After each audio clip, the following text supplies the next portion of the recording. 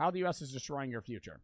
The US is destroying your future. You see, when you're born, you automatically sign a social contract, an agreement to submit to the government. Everybody does this for generations. You give up some of your natural freedoms in exchange for the benefits of living under the rule of your nation's government. You will pay tax, obey the law, and work for the greater good in exchange for money, public services, infrastructure, police, and stability. In America, you specifically sign this contract in exchange for the pursuit of happiness and prosperity. For generations before, this contract was one of the best in history. Americans prospered. Its people became the richest in the world, with the most freedoms you could ever ask for. It was the most free, richest, and most inspiring country in the world. The American dream was the mantra that made the entire world envious of America, because anybody, regardless of age, class, or race, could make it. Anybody could make it to buy a huge house, have a beautiful lawn, raise a happy family, with loving neighbors, community, ultimately allowing you to find true happiness. But today, it's becoming a whole other picture.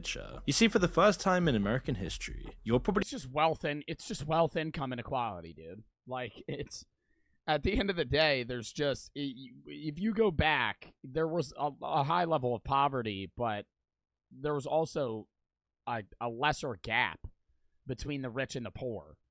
Now, if you look at it, the middle class combined has less money than the upper class. Or there's an upper class and then there's an upper class, right? The upper class is people between like 300,000 annually and like 1 million annually. Then there's the upper class, which is like fucking Jeff Bezos, Elon Musk, and guys that make 20 million plus a year. making less money than your parents did. Younger generations are far less happy than their parents and grandparents. On average, all studies show that Americans today are deeply unhappy. And yet for older generations, they're some of the happiest in the world. You're probably also Because they just hold on to their fucking wealth. I'm gonna ruffle some feathers here. Old people built the country, and that is true. But old people in their current state do fucking nothing for the economy. They don't work and they don't spend money that they have. It's actually a thing if you've looked into the fucking articles. Boomers are dying. All of them are dying, right? Because they're old as fuck. They're between like 80 and fucking 100 right now. They're old as shit. And so right now, in the next 10 years, we will see the biggest transfer of wealth that the United States has ever seen. Because old people are holding on to their money and doing nothing with it. And they just fucking tell people what they need to do and blah, blah, blah. And so they just have millions of dollars just fucking waiting. Not every old person, but a lot of old people have fucking money, dude. Like a lot of old people in those fucking retirement communities, they're rich, dude. And they just do nothing all day and fucking watch TV and play Candy Crush and watch Family fucking Feud. That's their life, right? When they die, their money's getting transferred to, you know, your parents, right? Or maybe like if you're really young and your mom or dad might be a millennial, their parents, right? And then it's just then the train continues. And what we're looking to hope for is that the people that the money transfers to don't do the same thing as boomers and just fucking sit on their money and do fucking nothing. Because then they don't help the economy. They just have money that is just sitting, just doing nothing, which I don't get. Like, I understand the idea of wanting to invest at our age, even at your parents' age. I understand the idea of wanting to invest. When you're fucking 85, why do you have your fucking money sitting under your fucking mattress? I mean, I'm obviously being, I'm not being literal when I say that, but, like, they don't use it. If I'm 85 years old, I'm spending my fucking money. Why am I sitting on this bitch like I'm going to live another fucking 100 years? You're dying within 10, okay?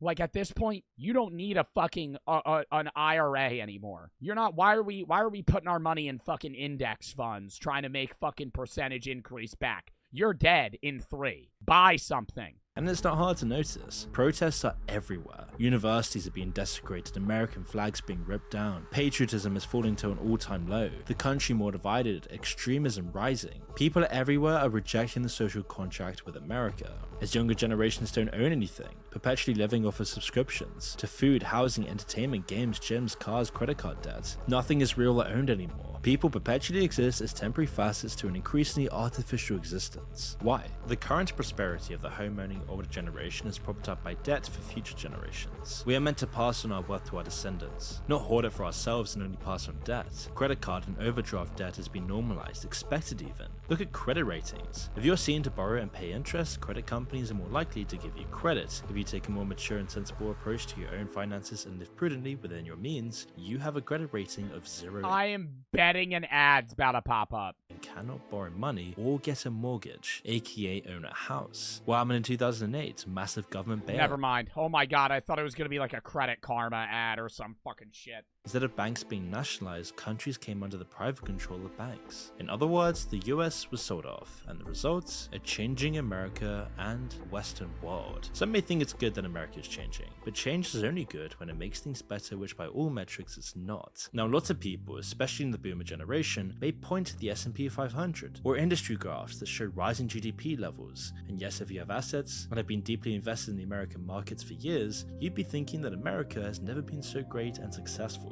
And this is what it looks like by looking at the economic graphs. But if you're a regular... It's so weird, though, because, I mean, if you watch, like, The Wolf of Wall Street, they always joke, like, I mean, it's just this... I mean, it's a movie about, you know, fucking Jordan Belfort and shit like that. But when you invest money, if your money does well and it goes up and it increases, on paper, you've made a profit, but you don't take that money out for a while. Like, half of you guys in chat are probably, like, fucking anywhere between 14 and like 25. If you invest money right now, say you invest $1,000 and you keep making money on that, on paper, by the time you're like 40, you're going to have like a shitload of money, right? I mean, it might be like 10 grand or something, but it'll be a lot, right? Like it'll increase. It'll probably be less than 10, but it'll be, you know, an increase in money. But you don't actually have that until you sell it. So it's all like speculative. Right? Not speculative in the sense that it's a true number, right? That's what your investment is worth, but it's only worth that amount because everybody's keeping their money in right now. Less people are selling than they are buying. More people are buying and holding. If everybody were to sell, it would just be another fucking economic collapse. When you actually want to have it, yeah, unrealized gains in the sense that you don't have that money yet. It's just kind of there. And yeah, for the most part, if you want to take it out, you can fucking take it out. But if everybody were to just go, I'm going to take out a lot, now your shit's worth nothing. Years ago, boomers would have full-time jobs and would be paid a reasonable wage. Your local postman could afford a nice house in a loving neighborhood. People were content with their income, which is why elderly poverty is down to the lowest levels in American history. But child poverty, well, that's at the highest levels ever. Why?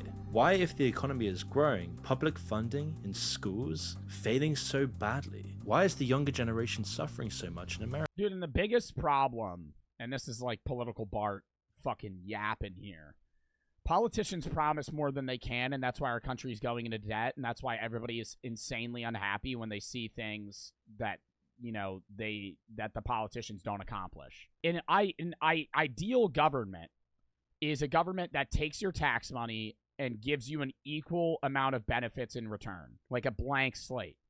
They take in fucking whatever $3 trillion in taxes, and in return they use that money to fucking give us things that we need, right? Roads, military, fucking schooling, public funds, parks, just shit that, like, you know, the government pays for. But no one wants to vote for a politician that doesn't even trade.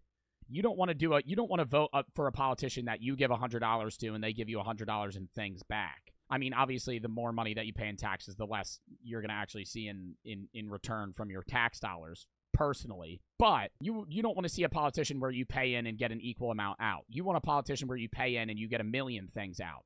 You want fivefold from what you give them, and if they don't promise that, you don't vote for them. And so when you vote for a fucking president that does things you like, they're a lot of the times a shitty long-term president, because they're doing things that are going to ruin the country long term.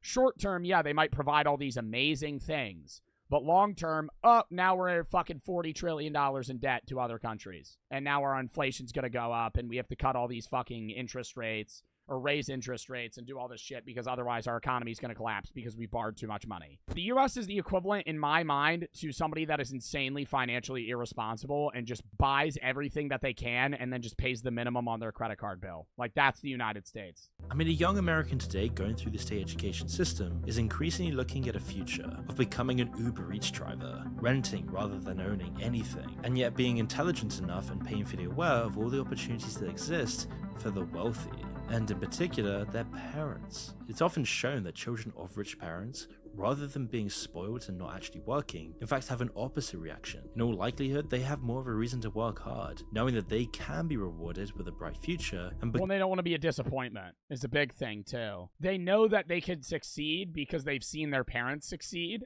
And if you're a kid that has a rich parent and you do nothing, right, and you don't make money, you're going to, in your head, be ingrained that your parents are going to be disappointed in you. Not necessarily that they would, right? I'm not saying that's true, but I'm saying that's probably, like, the case in kids' minds where, like, if their dad's a fucking multimillionaire, they're going to be like, I need to be a multimillionaire as well. And with a lovely soft safety net behind them, why not go for their dreams? But for the average student, the future is a dull, low-paid job and a rented home in a neighborhood seemingly abandoned by the authorities, with trank, fentanyl plaguing their streets, tents everywhere, and yet you'll still pay all of your wage to live in these places. Work for your mom's OnlyFans? I said cameraman. Stop. The boom mic guy. So is it really any surprise that students in America are feeling more nihilistic than ever before? Is it any surprise they're dropping out of the workforce like flies? Public schools in the US rely heavily on local property taxes to fund their operations. And the effects of this are starting to show, as not all schools are this underfunded, not all schools have uninspired students. But it seems like the system perpetuates disparities in funding between wealthy and low. Well, I think Gen Z is also seeing that the system, a lot of people try to say Gen Z are lazy, and I think a lot of them are, but I also think a lot of them aren't, right? I am Gen Z. I would not say I'm lazy, and I would say a lot of you guys aren't lazy as well. I think it's just the same amount. It's just perceivably more lazy because Gen Z people are more likely to stand up for a system that has been in place for a certain amount of time, right? Even just something as simple as the 8-hour workday. We do an 8-hour workday because if you go back in time, the 8-hour workday was a thing that they prompted for during the Industrial Revolution era because they wanted 8 hours of sleep, 8 hours of leisure, and 8 hours of work. It was a 24-hour day. And it was you were supposed to spend a third of your life sleeping, a third of your life working, and a third of your life relaxing. But now people look back at that and they're like, with automation and all these other things, that somebody said cap. Buddy, look at... They literally had fucking posters for this shit. 8 hours labor, 8 hours recreation, 8 hours rest. It was a whole fucking thing they pushed for. This was like 100 fucking years ago, though. So we don't need to conform to this system. I will say we do need people to work long hours. Otherwise, how are you going to fucking run a society? However, some people that are working 12-hour days and they're like, you got to. It's kind of whack, right? I don't know the solution to that. I'm not saying there is one right now, but it's a situation that doesn't make sense. The amount of union guys and fucking blue-collar men that are working fucking 6 days a week, 12, 14-hour shifts, that's horrible. Like, that's not a life, man. You work and die. That sucks. That's so ass. You have no free time. You're going to spend fucking 20 years doing the same shit over and over again. And you work for 8 hours. Here's the thing and why people are complaining more about the system too, is because people get more and more jobs further away. Like 100 years ago, you were probably working in your city. Like you were going to work in your city, in your town, and you would just move to wherever you needed to work. Now people work an hour away, right? Your parents might have jobs that are an hour away every day. And so they're driving an hour to work, working 8 hours, driving an hour back. Then they still have to do, laundry, taxes, fucking pay bills, go grocery shopping, cook, eat, sleep, poop, shower. They have other fucking things in their life outside of just sleep, work. Do you think school days should be shorter? Fuck no. You want my honest take? 4 days a week of school, 10-hour days. When I was in high school, which was, like fucking 4 years ago in 2020, when I was in high school, I remember going to school at 8 a.m. and getting out at 2:30. And I was like, that shit's trash. Buddy, that's only 6.5 hours. That shit is light work. Light work. In hindsight, oh my God, 6.5 hour fucking day, and then you get to go home. Dude, tack on another 2.5 hours, go to school for fucking 9 hours a day, 4 days a week, and then have 3 days off. That's just better. That's just better. You could work, you could chill, you could have more fun. That's just fucking better. Hell, do 12 hours, no, that'd be too much. The US has the power, wealth, and resources to improve the public school system. More importantly, it has the power to make life better for those at the poorest end of the social spectrum. Alleviating social problems at source takes the burden off of schools. This is the nation that put man on the moon, that leads the world in technological advancements, that is the pillar of freedom across the world, the nation on the brink of an AI revolution, but it still chooses not to invest that much in its young people. And as a result of this underfunded public school system, there's kind of worrying trend of anti-Americanism in schools. They're changing the values and the morals of children to hate the country. That's the problem. That's not education. Do you know that they're doing that, though? Yes, 100%. Resentment piling up from both teachers and students alike, where young students are then taught. I don't like the idea. Okay, dude, I see so many people ramble about how college just makes people liberal. And do more people become liberal outside of college? Yeah. Right, like in college, I mean, my own experience. I mean, I didn't go to like BYU, so I can't really like determine fully. But I think if you are a graduated college student, the odds that you're going to be liberal is probably slightly higher. The difference, though, is I don't think the teachers are forcing their students to become liberal. I think it's just you're taking these classes and cognitively making the choice that you don't like the system as it is. Like I even in high school, they're like, they ban books. That annoys the fuck out of me. Oh my God. I know it's more in southern schools than in northern schools, but the idea, whenever there's more, and it's richer areas too that do it, the idea that they ban books, holy fuck. I thought we live in a free fucking country. And I know that you could counter that point with a million things. Oh, the COVID shots. Oh, this, you talk about vaccines and shit. But the fact that we're banning people from reading things is insane. Like, they ban books. Yes, depending on what state you live in, there are 673 books that are banned in some schools in Florida. Charlotte's Web is banned in some schools. Charlotte's Web. A complaint was that the story portrayed talking animals that could communicate and act just like humans. Why is that banned? Why is that banned? Are we trying to not foster creativity or some shit? Like, the fuck is this? That's why teachers are complaining, dude. Oh my God. Florida school districts banned the second highest number of books in 2022. Texas and Florida have the most books banned. Then California, Mississippi, South Carolina. Anne Frank's Diaries banned. All-American Boys, Alice on the Outside, Ace of Spades, A Sitting in St. James, A Day in the Life of Marlon Bundo. There's just a lot, dude. A lot are about race or ethnicity, and it's books about, like, certain struggles, and they'll ban those. I'm like, the fuck are we banning those for, dude? Reading. And it's only 10 times worse in universities, where people are literally ripping down American flags across the country, where people are taught to think radically, where their bleak economic future deepens their frustrations with the country. Students become divided, others become more radical, some become more normal, more patriotic, and a large majority of people are rejecting the system. And at the same time, all of these students are being charged hundreds of thousands for the privilege. I mean, just 30 years ago, Scott Galloway pointed I think a big thing too, spending that amount of money, I don't want to say it's dumb to go to like Ivy Leagues, but it's dumb to go to any college where you're paying more than $50K a year to go there. Like 100%. I would say even more than $30K, dude. If you're paying more than $30,000 a year to go to a fucking university, that is just such a waste of money. Such a waste of money. You're just putting yourself in debt.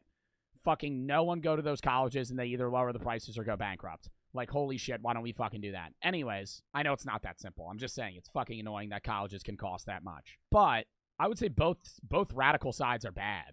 Like, if you go to radical ends of any idea, it usually ends up with violence on either side, and those sides are usually not great. So, like, radicalism and just being far right-wing or far left-wing, I would say usually are the worst of each, because they have no reasoning to the other side. It's just like, we have to just fucking, it's like anger and fucking violence towards the other side rather than trying to fix a solution or fix a problem. Could get admitted to UCLA with a grade point average GPA between 2.2 and 2.3. And then, out of UCLA, I got a 2.27 GPA. For those of you that don't know, that's not very good. The whole point is to give unremarkable... That's bad. 2.27? Is that like a high 60s or low 70s? 2.27 GPA 2%. That's a 56? A 2.27 is not a 56. Oh, it's a 77. Yeah, what is this fucking website? 77. I knew it was like in the 70s. People, the chance... 2.2 is bad, though. I would say below a 3 is not great. Now, applicants to Ivy League universities are expected to have GPAs that are close to or above a 4.0, and the cost of college education as a percentage of first-year income has nearly trebled since the parents of the current undergrads were at college. Having a higher education should be available to all if you're willing to work hard. It shouldn't be so exclusive, where the top politicians' children somehow all get admitted to Ivy League colleges, while regular average day people have a 0.1% chance of ever actually getting accepted. Somehow most politicians have all of their children in Ivy League schools, along with all the donors to these universities getting all of their kids passed through. Now another admissions scandal looms over one of the most prestigious... Oh, who was that woman that was like paying for her kids to cheat on the SAT, and they got them like 1560s or something, but they like paid, and they paid like the instructor to like give them the answers in the world. The Boston Globe reports there was a different kind of college recruitment scam at Harvard University. It allegedly involves a series of donations, a land deal, and a real estate purchase from a Chinese millionaire who wanted his two sons admitted to the school. Whereas the rest of America is almost completely excluded. This is a deliberate and corrupt policy to make places at top universities rare, whilst also milking all their students dry to the bone, increasing profits, increasing division across America, and increasing exclusivity, rather than providing the chance for advancement for ordinary people. So the system now in place is that it is more and more expected for anyone looking for a job away from the gig economy to have a degree, as the market and culture punishes and demonizes those who don't, while those who do pursue a college course channel money into a super wealthy institution, and in doing so burden themselves with lifelong debt and a deeply frustrated, twisted outlook of the world thanks to their radical professors. I mean, is there any wonder that the boomer generation is worried about the younger generations turning their back on the values that build the country to begin with, if the younger people are being pushed into a system that makes it almost impossible not to? This is a huge problem, and it's a great benefit to the adversaries of America, something that urgently needs to be fixed. Because if the younger generation lose their patriotism and love of their country, then who will stand up for America and the Western world in times of need? It's critical this changes, otherwise the West faces a very big challenge in the next decade. And I say the West, as this education process is becoming all too familiar across Europe. But of course, not everybody's being pushed to be unpatriotic. However, almost everyone is being pushed into poisoning themselves. The introduction of processed foods, high in sugars, fats, and artificial additives, alongside the widespread use of pesticides and other chemicals in agriculture, has raised alarms about the long-term health effects on children and adolescents. Yeah, I wonder if our life expectancy will actually go up with time or down. No, I think it'll go up just because the increase of medicine, but I think all of us are going to have more health problems at a younger age. Dude, we eat like slop. Like, we eat shit every day. Like, even if you're eating organic stuff, dude, there's always like something that you're consuming in a given day that is fucking filled with like chemicals and just shit that's just not good for you. We have no regulation on that. That bothers me so much more than so many other things within the United States, is like how little our regulation is to foster like American health. Like, that's why everyone here is obese. Like, I think it's, yeah, number one, food portions and control of the person, but also we just have shit. Shit food's cheap, and it's even more shitty than the shit food that looks healthy. Like, healthy food still has so much processed shit, and it's insane. Towns and cities across America are filled to the brim with chains that offer no healthy food, apart from oily, greasy slop. In fact, maybe Michelle Obama was right. Oh, definitely. About the fucking, what she was advocating for like, childhood health. And, like, the Play 60 and all that shit. Oh, fuck it. She was 100% right. Dude, the amount of people... I think it's, like, fucking 60% of the United States is overweight.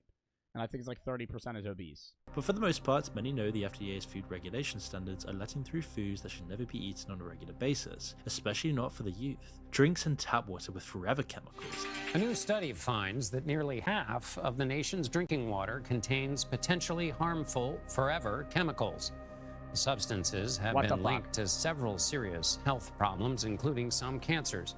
Ingredient lists on food full of emulsifiers and other trash you've never heard of before, wrecking the microbiomes of millions, robbing the young of their energy and health, the two fundamental things to ever rise up in the world. Even just foods you think would only have 1 or 2 ingredients like nuggets or a burger is far from what you ever think it is. They're packed Like with 50, dude. Just read the back of a fucking...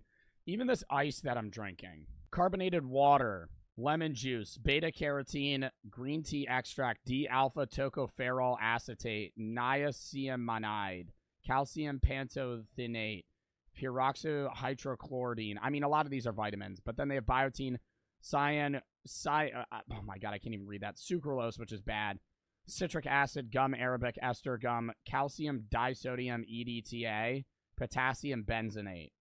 It's just like a bunch of preservatives to like ensure freshness, and then a lot of vitamins that they just fucking artificially add in here. I mean, this isn't as bad as some other shit. Like, read the back of like a fucking mac and cheese box. Oh my god. with fat, salt, sugar, and other unhealthy ingredients. Fast food barely fills you up and slowly deteriorates your body. It makes you crave things like Coke. We all know it, that formula at McDonald's, why that's the best tasting Coke and Diet Coke on the planet. Why? There's definitely a different formula at McDonald's. Oh, has there been anything written about this? Yeah. Oh, interesting. I didn't know that. Oh, I thought it was because they add it in the machine. I thought when you drink like canned Coke or like regular Coke, like out of a bottle, it's already pre-mixed. Whereas when you get it out of like a soda fountain, it's going to taste better because it's mixing it at that moment and it's like cold water or something. If you drive by a McDonald's and you get a Diet Coke, you'll be like, what the fuck?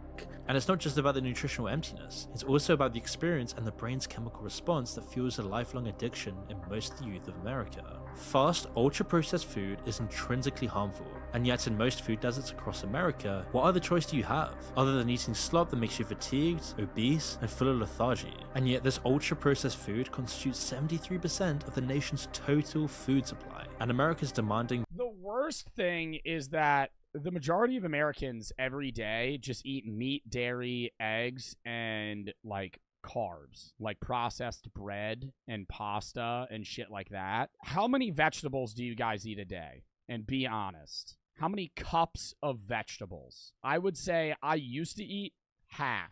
Now, like 2. You should be eating like 4.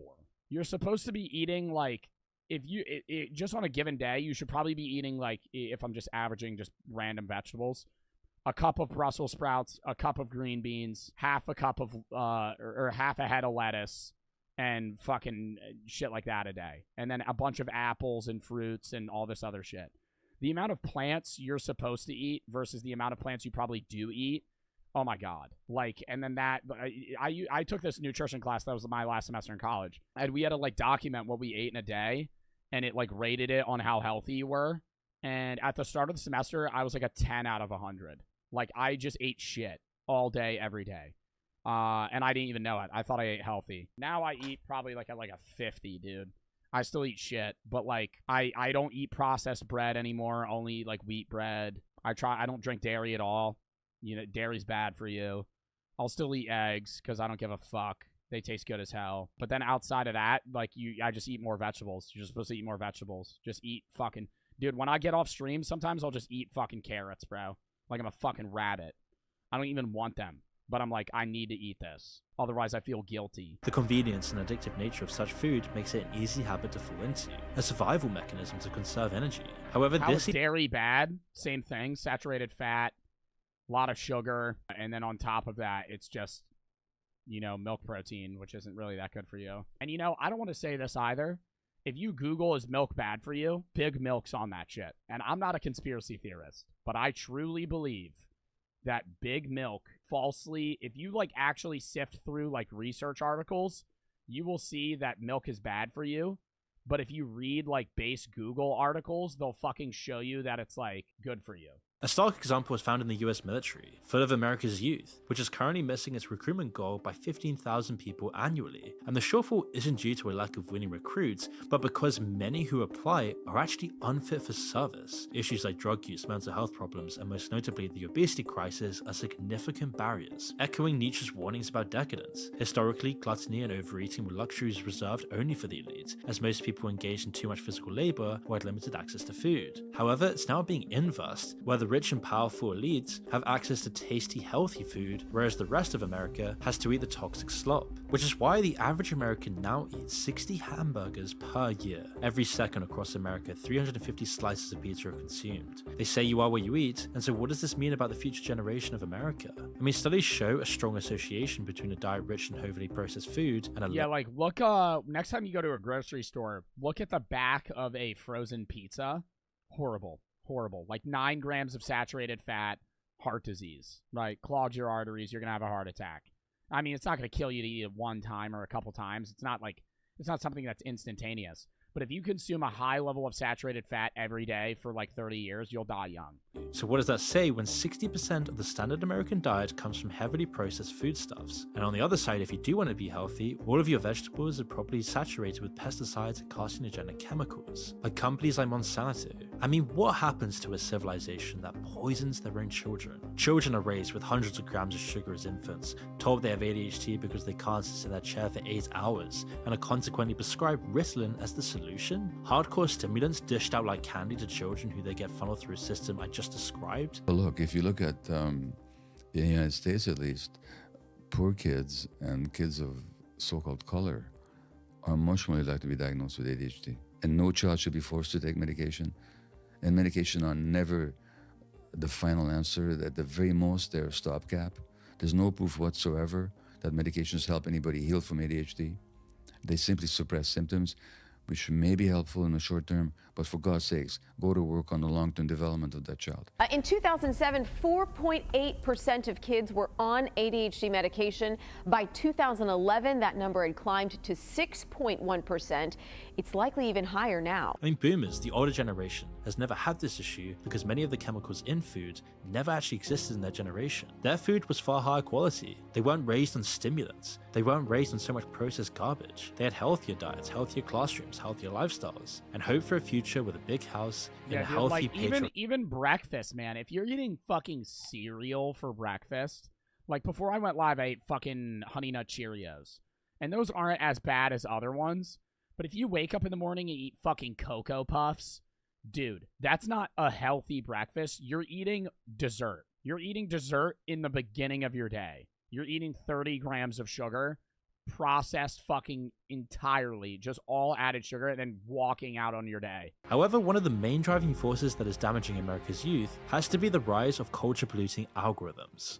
Although we all use social media, the United States' relationship with it deserves closer attention. With 302 million users, the United States has the 3rd largest social media audience in the world, after China and India. In other words, over 91% of the US population actively uses social media. And it's important to remember that both India and China have 3 times the population of America, so we really shouldn't be surprised that they have higher social media use. It's also important to remember that both countries don't allow citizens access to TikTok, arguably the most destructive social media app. People in China can't use TikTok. And this TikTok? is a worrying pattern in America, as social media use is intimately associated with diminished cognitive abilities. I think that's wrong. According to this paper, associations between social media use and cognitive abilities, with results from a large-scale study of adolescents, included lower intelligence. Yeah, it's like, I thought it was just like a different, they have like their own, they have like it's still TikTok, but it's their own servers, and they have like, they regulate it. Levels, poor information processing abilities, and lower levels of spatial perception. And if it's not Mark Zuckerberg's global social media empire that is destroying the mental health of young Americans in a way we can't even comprehend, there's also foreign adversaries like China using TikTok to reduce our attention spans down to the size of goldfish, whilst controlling the information diet of every young American across the country.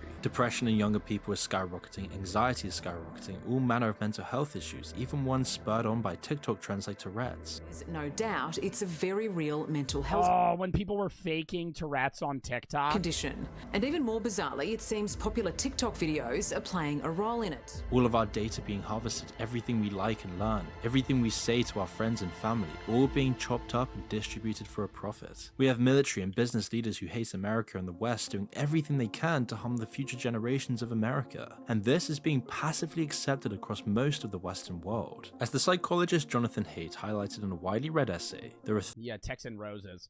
Dude, I wonder what made her want to do that. Like, there had to be a day where she was like, I'm gonna fake having Tourette's. 3 primary reasons why societies thrive: social capital, like inclusive communities, social networks with elevated levels of trust, robust institutions, and common narratives. The influence of social media, he argued, has harmed and continues to harm all 3. And he's right. Real news has been replaced by fake news, the truth replaced by my truth. George Carlin even once called America one big shopping mall. Only a nation of unenlightened half-wits could have taken this beautiful place and turned it into what it is today, a shopping mall. A big f***ing shopping mall. One big commercial cesspool. A place where people mindlessly shop, eat, and distract themselves with things that, when examined closely, add little or no value to one's life. Your whole day is filled with ads. You're subconsciously being shown ads all day, every day. I get paid by ad companies to promote things, and those are kind of obvious, right? Because I'm actively doing it.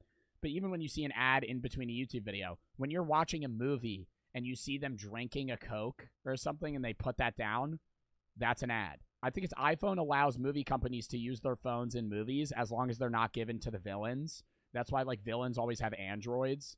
Or, fucking other phones that aren't iPhones and shit like that. Or, Ferraris want to be associated with, the rich bad guys because if they're associated with the rich bad guys, actual rich bad guys want to buy Ferraris. When I watch... Dude, I don't know. When I started doing social media and just marketing shit, when I watch movies now, there are a solid 10, 20 ads in every movie that are just base placement. Even if it's all the way in the back. They could just be having a conversation in scene, and it's just, right there. And they're just talking, and it's not even in the center of the frame. It's just in the background. And there's no reason that it would be there unless they're getting paid. And so you see those things, and it's how advertising is supposed to work is, and this is why it's complicated. When I do an active ad, they want a turnover rate initially, but basically advertising as a whole is you're supposed to see something, I think it's three different ways. And that enables you to want to buy that product, right? Obviously, if you see a Ford F-150 ad, you're not just going to go out and buy a Ford F-150. But if you see a poster for a Ford F-150, a TV show ad for a Ford F-150, and then I promote a Ford F-150, when you need a car, your mind is going to subconsciously want a Ford F-150 more than a Chevy, more than a fucking Toyota Tacoma, or something like that. You're gonna opt for the thing that you've seen without even knowing it. And you think that you're freely choosing what it is. You're not, because you've seen those 3 ads and you're more likely to want to do that thing. That's why marketing is so effective, and that's why marketing controls society. The manifest destiny spirit of America is being reduced, which is one of the key values that made America so prosperous to begin with. There's barely any passing reason for young people to leave the house today. At least with malls, you actually had to go out of the house to indulge in consumerism. Today, it's all there waiting for you at the push of a button. Food, clothes, and the necessities are readily available whenever you want. As is everything else you don't really need. Temu is just the latest, more concentrated version of a mega mall drug, a kind of shotgun approach to filling the bottomless pit of buying stuff. It doesn't matter that the junk you buy is going to break after a month if it even works at all. It doesn't matter that it might be made by slaves or that it really serves no purpose. It doesn't need to be something you even like in general. Dude, that was a $60 gaming chair. What matters is the act of consuming, the way it makes you feel and the dopamine you get from it. That's why everything it seems in our society, even shopping, has drifted from quality to gamifying the process and making it as addictive and easy as possible. But we shouldn't end this video on such a nihilistic note. As the philosopher Hegel argued, in the phenomenology of spirit, each generation of humanity offers specific knowledge that can enhance our societies. There is wisdom at every stage in history, and by studying the eras of our great-grandfathers... My mom's a Temu warrior.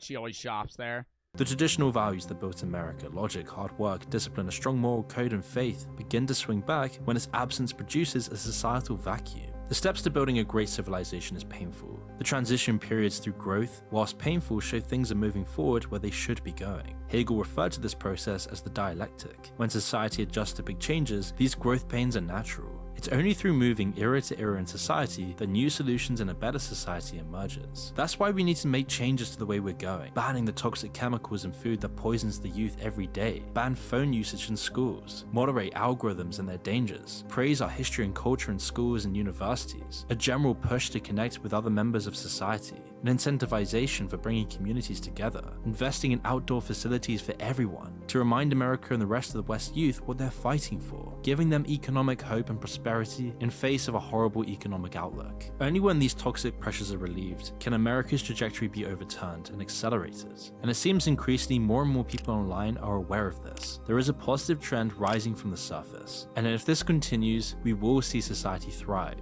but only once these fixes are implemented. As the Greek proverb goes, a society grows great when old men plant trees in whose shade they will never sit. That was a goated fucking video, dude. Moon makes such good shit. All right, next. I gotta piss real quick, though, chat. Count me down 30 seconds again.